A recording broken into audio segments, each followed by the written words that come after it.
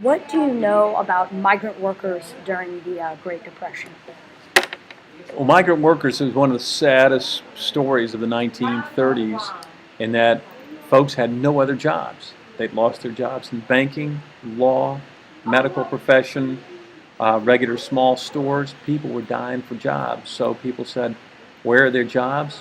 Well, people said, well, I've heard there's jobs out in California, picking strawberries, avocados, grapes for the vineyards, oranges in Florida. Let's go find them. And that's migrant means migratory, means to travel. And so they had to travel to find work, much as their migrant workers in 2012 who traveled from Florida to Texas to California following the seasons. But it's very tough labor. It's very poor pay. But in the 1930s, people were desperate. They had no jobs in the cities. There was no Social Security or welfare. People had no money. They couldn't provide for their kids. So they said, let's hit the road, either walking or in cars, and let's go try to find work in the apple orchards or the avocado orchards. Okay, and what do you know about what migrant workers did in their spare time when they weren't working out in the fields? Prayed. I mean, honestly, what a lot of migrant workers did was pray because life was so tough. They prayed and they begged and they moved from job to job. They had no leisure time like in the 20s. They had no leisure money like in the 20s. So migrant workers lived a very Spartan, down-to-earth existence. Most of them lived in tents, and if they had a car, they lived in their car, or they made lean-tos or shacks like you've seen in the Hooverville photos. The idea of leisure time or leisure money in the 30s did not exist. It was pray that I can get by today and tomorrow. How can I find the food and the clothes to take care of my family? So it was prayer and hard work, 14 hours a day, if you could find a job.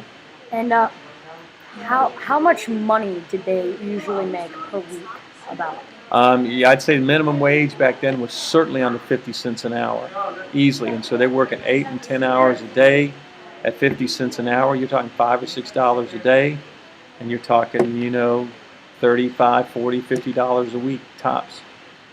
Just enough to buy, just to get food, milk, wheat, barley, just the very basics. That's why everybody ate potatoes and rice. It was the cheapest thing you could find, and that was pretty much everybody's diet was starches because they were the cheapest. So no extra money for clothes, no extra money for the movies or conveniences.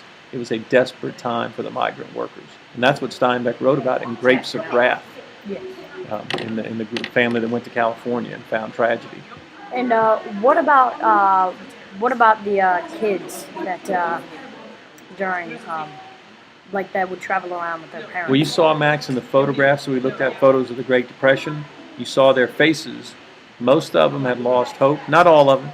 You saw they were dirty, hadn't washed or had a bath in weeks and months. So eyes downcast or eyes downturned, focused on mother. So most of the kids led a very tough, life of despair because life was so tough. Some of them, because they're kids have an indomitable spirit. So some of them still found time to play kick the can or hopscotch or baseball, games that didn't cost much money.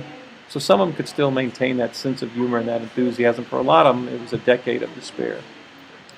All right, well, that's about it. Okay. Thank you, Mr. Dimon. Good luck. All right, thank you.